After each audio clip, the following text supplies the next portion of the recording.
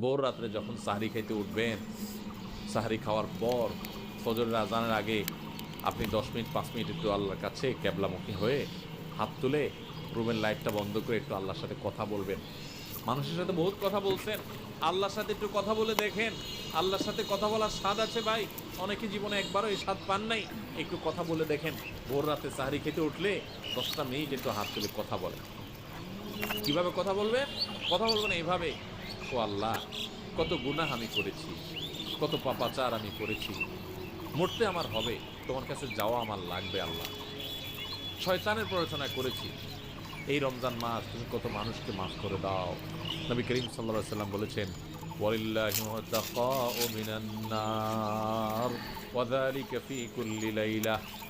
রমজানের প্রত্যেক রাতে আল্লাহ তাআলা অনেক মানুষকে সাধারণ ক্ষমা ঘোষণা করে দেন, যে যাও অমুক অমুক অমুক অমুক, যাও তোমাদের